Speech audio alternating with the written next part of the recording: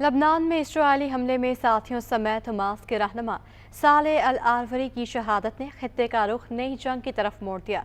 Hezbollah ने Israeli drone हमले में 5 साथियों समेत हमास के सियासी ब्यूरो के नायब सरबरा सालेह अल आरवरी की शहादत का बदला लेने का ऐलान कर दिया। हिजबुल्लाह का कहना है कि इसराइल को सालेह अल आरवरी की शहादत की भारी कीमत चुकानी होगी। हिजबुल्लाह ने अपने बयान में कहा कि हमास के सीनियर रहनुमा सालेह अल आरवरी की शहादत से यमन, शाम और इराक के सपोर्टिंग महाजों पर मज़ामत में किसी किस्म की कोई कमी नहीं आएगी। बैरूत के मरकज़ में हमास रहनुमा पर हमले को लबनान के अवाम, सिक्योरिटी और खुद मुख्तारी पर हमला करार देते हुए हिजबुल्लाह का कहना था कि इस हमले का इसराइल को भरपूर जवाब दिया जाएगा। हिजबुल्लाह ने अपने बयान में मज़ीद कहा कि इसराइल के इस जुर्म को ऐसे ही नज़रअंदाज नहीं किया जाएगा, बल्कि इसका भरपूर बदला लिया जाएगा। हमारे मज़ामतगार अपने उसूलों, अपने वादों और अपनी कमिटमेंट को निभाने के लिए बंदूकों के ट्रिगर अपनी उंगलियां जमा कर मुकम्मल तौर पर तैयार हैं।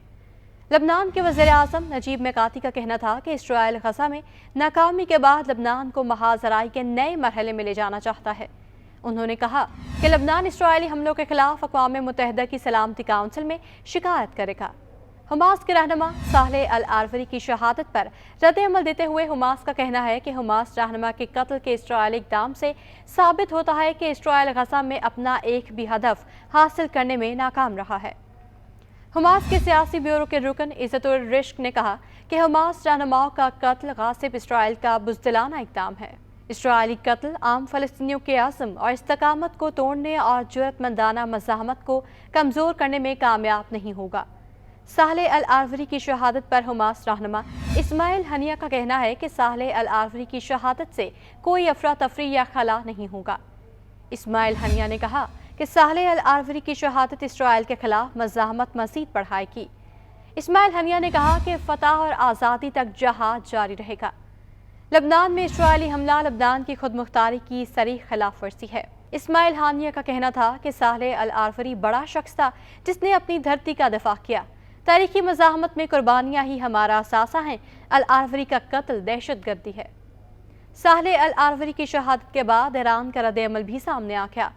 ईरान ने भी इसराइल को खबरदार कर दिया कि हमास रहनुमा का कत्ल इसराइल के खिलाफ मज़ाहमत को मज़ीद बढ़ाएगा। दूसरी जानिब अक़वाम मुत्तहिदा ने भी लबनान में हमास रहनुमा सालेह अल आरवरी की शहादत पर अपनी तशवीश का इज़हार करते हुए कहा कि हमास रहनुमा की शहादत के बाद सूरत हाल इंतहाई परेशान कुन हो गई है। वाज़ेह रहे कि इसराइली फ़ौज ने लबनान के दारुल हुकूमत बैरूत में फ़लस्तीनी मज़ाहमती तंजीम हमास के दफ्तर पर ड्रोन हमला किया, जिसमें हमास के सीनियर रहनुमा सालेह अल आरवरी शहीद हो गए। लबनानी मीडिया के मुताबिक इसराइली ड्रोन हमला जनूबी बैरूत में वाक़या हमास के दफ्तर पर किया गया। हमले के नतीजे में इमारत को नुकसान पहुंचा और मुतादिद गाड़ियों में आग लग गई। लबनानी मीडिया का कहना है कि हमले में हमास के सीनियर रहनुमा और पॉलिटिकल ऑफिस के नायब सालेह अल आरवरी साथियों समेत शहीद हो गए। इसराइली मीडिया का दावा है कि हमास रहनुमा हिजबुल्लाह के सरबरा हसन नसरुल्लाह से मुलाकात करने वाले थे। अरब मीडिया के मुताबिक सालेह अल आरवरी का तूफ़ान अक्सा कार्रवाई के मंसूबा साजों में शुमार किया जाता था।